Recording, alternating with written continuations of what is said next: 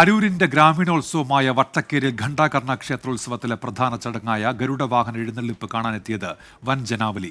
ജാതിമത ഭേദമന്യേ നാട്ടുകൂട്ടായ്മകൾ ചേർന്നാണ് ഗരുഡവാഹനം എഴുന്നള്ളിക്കുന്നത്. ഇക്കുറി 18 ഗരുഡ കോലങ്ങളാണ് ക്ഷേത്രത്തിലേക്ക് എഴുന്നള്ളിയത്.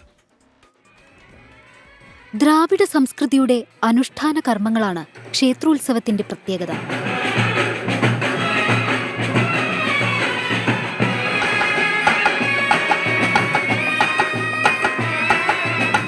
വ്യത്യസ്തമായ ആചാരങ്ങളും ചടങ്ങുകളും വഴിപാടുകളും സ്ഥാനം പിടിക്കുന്ന ഉത്തര കേരളത്തിലെ കാവുകളെ ഓർമ്മപ്പെടുത്തും വിധമൊരു ക്ഷേത്രമാണ് വട്ടക്കേരിൽ ക്ഷേത്രം.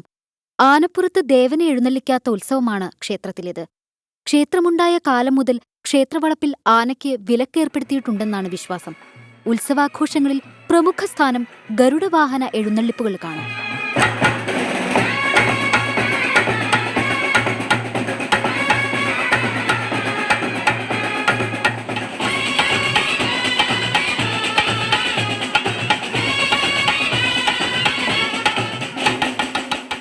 നാടിന്റെ നാനാദിക്കുകളിൽ നിന്ന് ആളകമ്പടികളോടെ മേളവാദ്യാഘോഷത്തോടെ ക്ഷേത്രത്തിലേക്ക് എഴുന്നള്ളിയ ഗരുഡന്മാർക്ക് ചമയങ്ങളൊരുക്കുന്നത് അരൂരിന്റെ വിവിധ ദേശങ്ങളിലെ ചമയകലാകാരന്മാരാണ്.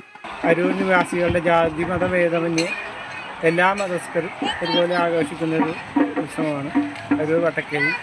ഒരു ഗരുഡനെ ആഘോഷത്തോടെ ക്ഷേത്രത്തിലെത്തിക്കാൻ ലക്ഷങ്ങൾ ചിലവ് വരും. അലങ്കരിക്കപ്പെട്ട ഗരുഡരൂപത്തിനുള്ളിൽ വിശേഷപ്പെട്ട പലഹാരമാണ്.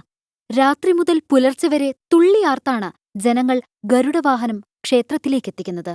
24 ആലപ്പുഴ.